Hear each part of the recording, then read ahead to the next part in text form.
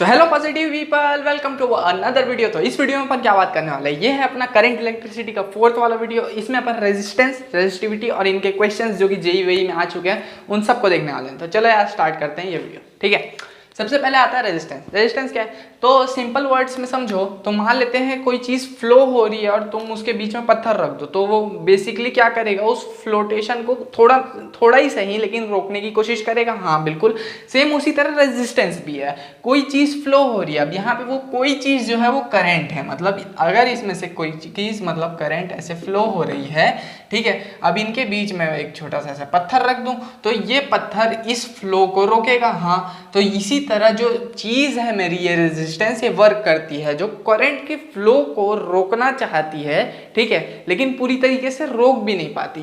उस चीज़ को मैं क्या बोलता हूँ, रेजिस्टेंस बोलता हूँ। अब इसको मैं डिफाइन कैसे करता हूँ, इसको बेसिकली मैं ऐसे डिफाइन करता हूँ कि मान लेते हैं ये मेरा कंडक्टर है, ऐसे करके, हाँ है, ऐसे करके लगाया हूँ मैं इसको, यहाँ बैटरी से कनेक्ट किया हूँ, ठीक है, ठीक है। अब क्या होगा कि इसके ये पॉइंट और ये पॉइंट के बीच में पोटेंशियल है V, A और B के बीच में पोटेंशियल कितना है V, ठीक है, और इसमें से करंट फ्लो हो रहा है I। तो ये V और I का जो ये रेशियो है वो मेरा रेजिस्टेंस को रिप्रेजेंट करता है, ठीक है, ठीक है। हाँ, अब रेजिस्टेंस का यूनिट क्या होगा, ऑब्वियसली वोल्ट पर एम्पियर है कि नहीं, यही होगा, ठीक है। V वोल्टेज है और I करंट है, करंट का एम्पियर होता है, ठीक। तो रेजिस्टेंस के बारे में इतनी चीज़ पता चल गई। अब अभी 2 लेक्चर पहले या फिर इससे पहले वाले वीडियो में करंट इलेक्ट्रिसिटी में मैं तुम लोग को ये बताया था कि I is equal to N E A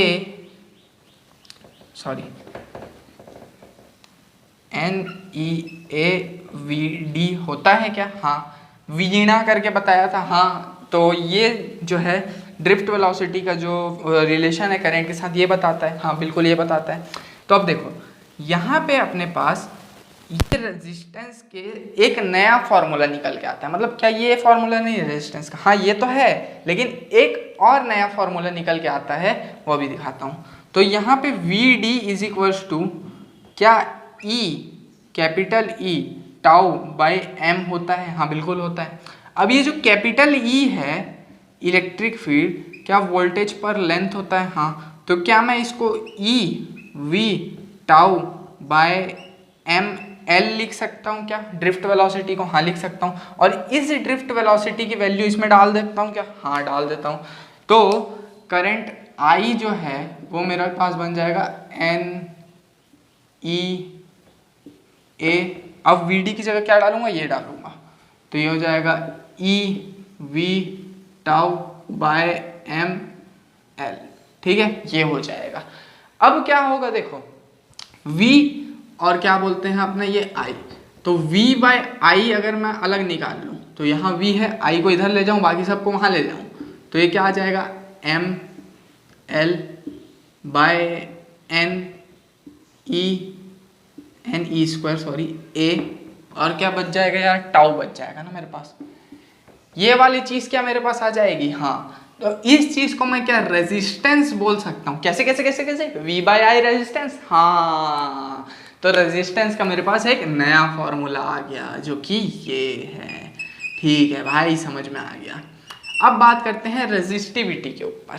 resistivity क्या है, बेसिकली क्या होता है, रेजिस्टेंस का ही एक टर्म निकल के आता है रेजिस्टिविटी, जो कि वायर के लेंथ और उसके एरिया वगैरह पे जो क्या बोलते हैं डिपेंड करता है। अब रेजिस्टेंस और रेजिस्टिविटी के बीच में रिलेशन होता है कुछ ऐसा, R is equal to rho L by A, ठीक है। तो रो क्या है यहाँ पे, रेजिस्टिविटी है, ठीक है। अब rho resistivity is equals to क्या, मैं M by NE square tau लिख सकता हूँ, बाय NE स्क्वायर टाउ, कैसे कैसे कैसे, यहाँ L बाय A जो था वो L बाय A वैसे ही रहने दिया, R is equal to rho L by A था, R is equal to L by A वैसे रहने दिया, बाकी सबको रो के इक्वल लिख दिया। हाँ, तो यहाँ से रो का भी एक नया फॉर्मूला निकल के आ गया मेरे पास, जो कि ऐसा सा कुछ दिखता है मेरे को, ठीक है, ठीक है। तो आर का एक नया फॉर्मूला निकल के आ गया है, रो का नया फॉर्मूला निकल के आ गया है। अब इन दोनों से मैं तुम लोगों को क्वेश्चन दिखाता हूँ कि कैसे क्वेश्चन आते हैं, ठीक है। इसका स्क्रीनशॉट ले लो।